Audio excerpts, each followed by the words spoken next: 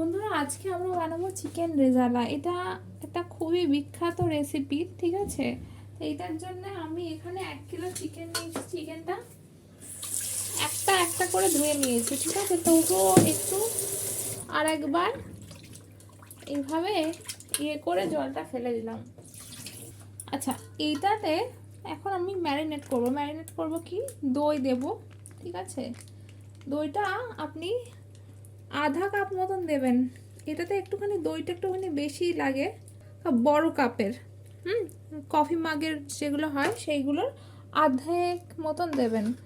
আর হচ্ছে একটা গোটা আদা রসুনের প্যাকেট, 5 টাকার প্যাকেটের পুরোটাই দিয়ে দেবো। এই দিলাম, ঠিক আছে। আমি ম্যারিনেশনে রেখে দেবো। যত এটার ভালো ম্যারিনেশন হবে তত বেশি রেজালার কিন্তু স্বাদ হবে। ব্যাস, এটা এবারে 1 ঘন্টার মতন ম্যারিনেশনে চলে যাবে। আমাদের মাংস ম্যারিনেশনে 1 ঘন্টা হয়ে গেছে, ঠিক আছে। এইখানে আমরা একটা কাজ করেছি, সেটা হচ্ছে যে একটু ঘি দিয়ে কড়াইয়ের মধ্যে পেঁয়াজটা লাল লাল করে ভেজে নিয়েছি। আচ্ছা, পেঁয়াজের সাথে আর কতগুলো জিনিস দিয়েছিলাম। কি কি দিয়েছিলাম? তেজপাতা, শুকনো লঙ্কা আর গোটা গরম মশলা, ঠিক আছে। আসলে এটা হতে একটু সময় লাগে, সেই জন্যে এটা এই যে এইভাবে ভেজে নিয়েছি। এইবার লাল লাল করে তো পেঁয়াজ ভাজা হয়ে গেছে, গোটা গরম মশলা, শুকনো লঙ্কা, তেজপাতা দিয়ে এবার কি করব, এই মাংসটা দিয়ে কষাতে হবে। মাংসটা এই মাংসটায় কিন্তু জল পড়বে না, কেন বলুন তো? এই যে দইটা দিয়ে ম্যারিনেশনটা করা হয়েছে না, এর জন্য প্রচুর এর মধ্যে জল বেরোবে।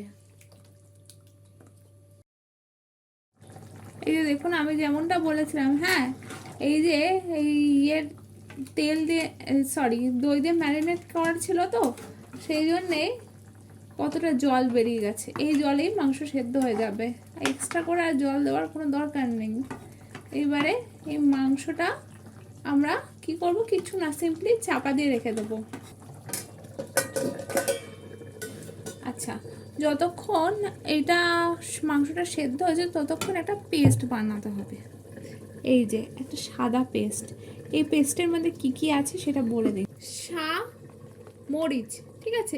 এইটা দিলে একটু ঝালটা হয়, যেহেতু এই চিকেন রেজালের গ্রেভিটা সাদা হবে, সেই জন্যই আমরা কালো মরিচটা দেবো না, মরিচটা দেবো, ঠিক আছে। এইটা কি করবো, আমরা 20 থেকে 25টা মতন নিয়ে নেব। পোস্ত, এই যে পোস্ত নিয়েছি এখানেও আপনি এই কতটা 20 গ্রাম মতন পোস্ত নেবেন। কাজু দিয়েছি আমি এখানে। এইটা মোটামুটি এক বাটি না, মানে 20-25টা মতন গোটা কাজু নিয়ে নেবেন, গোটা কাজু। আর এর মধ্যে আমি আর একটা জিনিস দিয়েছি, সেটা হচ্ছে সাদা তিল ওই 1 চামচ মতন। এই সব কটা জিনিস দিয়ে একটুখানি জল দিয়ে আমি এটা মিক্সিতে ঘুরিয়ে নিয়েছি, ঠিক আছে। এই রকম একটা সাদা পেস্ট তৈরি হবে। এটা আমরা রান্নার একদম শেষে দেব। এই যে মাংসটা হচ্ছে করে বুঝবেন বলুন তো, যে এই যে দেখছেন না, এই যে তেলটা ছাড়ছে, এই যে এই দিক থেকে দেখুন, এই যে তেলটা ছাড়তে আরম্ভ করেছে, ঠিক আছে।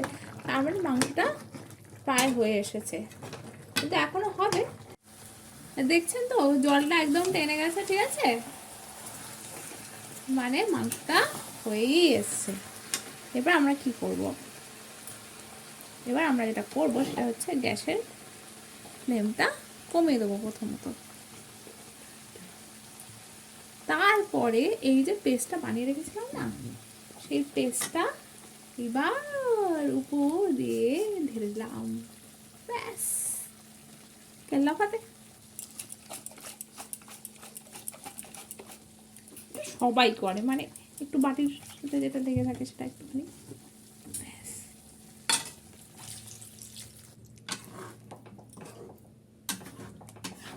এটা লো ফ্লেমে কেন বললাম বলুন তো, কারণ এটাতে কাজু বাদাম দেওয়া আছে, তো এটা তলায় লেগে যেতে চায়, সেই জন্যে এটাকে একটু লো ফ্লেমে করে দিলাম।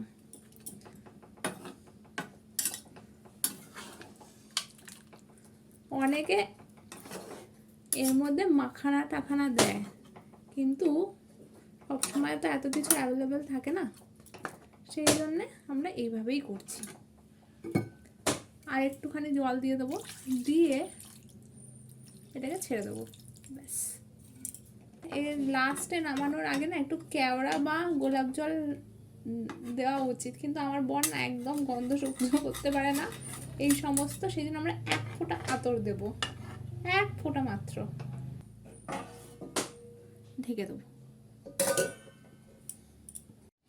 আমাদের মাংসটা না হয়ে এসছে, হ্যাঁ এই রকমই রং হবে, সাদা সাদা, এই যে একদম গলে গেছে মাংসগুলো, খুব সুন্দর লাগছে। এবার আমরা 1 ফোঁটা, মাত্র 1 ফোঁটা আতর দেব।